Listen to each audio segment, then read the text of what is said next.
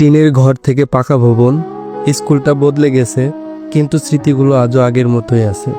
সময় বদলে গেছে, স্কুলটাও বদলে গেছে, আমরাও বড় হয়ে গেছি, কিন্তু স্মৃতিগুলো যে আজও চোখের সামনে ভাসে। হ্যালো ভিউয়ার্স, আসসালামু আলাইকুম, welcome to my another video. আজকের ভিডিওতে শেয়ার করব স্কুল জীবনের স্মৃতিচারণ। চলুন কথা না বাড়িয়ে ভিডিও শুরু করা যাক। স্মৃতির পাতায় হারিয়ে যাওয়া দিনগুলো, যেখানে শুরু হয়েছিল আমার স্বপ্নের পথ চলা।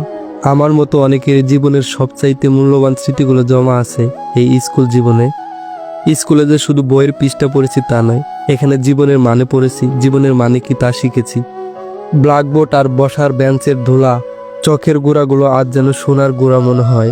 যখন সেই বেলটা বেজে উঠল, সবাই চুপ হয়ে গেলাম। সেই বেলের ঘন্টা যেন ক্লাস শেষের না, আমাদের শৈশবের একটা অধ্যায় শেষ। আজও চোখ বন্ধ করলে সব স্মৃতিগুলো মনে পড়ে যায়, কিন্তু বাস্তবের পথে হাঁটতে হাঁটতে আমরা হারিয়ে গেছি বড়দের জগতে।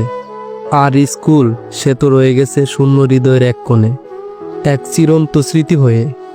আমরা যারা টিনের ঘরে পড়েছি তারা জানি, টিনের ঘরে আরাম ছিল না, কিন্তু ছিল আত্মার টান। টিনের ঘরে কালো ব্ল্যাকবোর্ড ছিল, স্যার চক দিয়ে লিখতো, মাঝে মধ্যে চক শেষ হয়ে যাইত।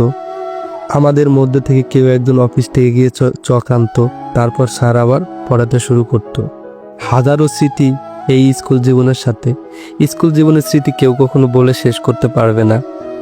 আমার স্পষ্ট মনে আছে, আমি যখন এই স্কুলটাতে ভর্তি হই, এই বিল্ডিং ছিল না, ছিল একটা টিনের ঘর।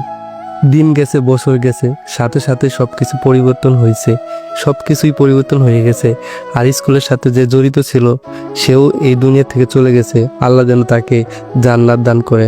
আমরা সবাই তার জন্য দোয়া করব, যেন তিনি পরকালে জান্নাত পায়। এই স্কুলে একটা কাহিনী আজও আমার মনে আছে। আমরা যখন স্কুলেতে ষষ্ঠ শ্রেণীতে ভর্তি হই, আশেপাশে যে স্কুলগুলোতে ভালো স্টুডেন্ট ছিল, তারা কখনো এই স্কুলে ভর্তি হইতে চাইতো না। আর আমাদের মতো গাদা ছাত্রদের নিয়ে আজকে এই স্কুল এত প্রতিষ্ঠিত হয়েছে। তখন এমপিও ভুক্তও ছিল না, স্যারদের বেতন ছিল না, অনেক কষ্ট করছে তখন স্যারেরা, আর কষ্টের ফল তারা আজকে ভোগ করতেছে। হয়তো আজকে এমপিও ভুক্ত হয়েছে, তারা বেতন পায়, কিন্তু একটা সময় ছিল তাদের অনেক কষ্ট করতে হয়েছে। স্কুলে ছাত্র ছিল না, ভর্তি হইতে চাইতো না। স্কুলের প্রত্যেকটা স্যার কষ্ট করার পর আলহামদুলিল্লাহ এখন তারা সফল হয়েছে, তারা এখন সফলভাবেই সবকিছু পরিচালনা করতেছে। শেষ বেলটা বেজে উঠল, কিন্তু মন তখন স্কুলেই ছিল। স্কুলে কাটানো প্রত্যেকটা দিন কিভাবে যেন চিরকালই মনে থেকে যায়, কখনো ভোলা যায় না। স্কুল জীবন শেষ করে কলেজে গেলে, ভার্সিটিতে গেলে, তারপরেও যেন স্কুলের কথা ভোলা যায় না। বন্ধুদের হাসি মুখ, লুকানো কষ্ট, চোখের কোণে জমা জল, সব কিছু মিলে হয়তো কিছু একটা হারিয়ে ফেলেছি। স্কুল জীবন থেকে একজন ছাত্র বা ছাত্রীর লক্ষ্য স্থির হয়, সে বড় হয়ে কি হবে স্বপ্ন দেখতে শিখে এই স্কুল জীবন থেকে। তাই জীবনে কেউ কোনোদিন স্কুল জীবনের কথা বলতে পারে না। ধন্যবাদ সবাইকে। আবারও কখনো কোনো এক ভিডিওর সাথে আপনাদের মাঝে হাজির হব। এ পর্যন্ত সবাই ভালো থাকবেন, সুস্থ থাকবেন, আমার জন্য দোয়া করবেন। আল্লাহ হাফেজ। আজকে এই পর্যন্তই।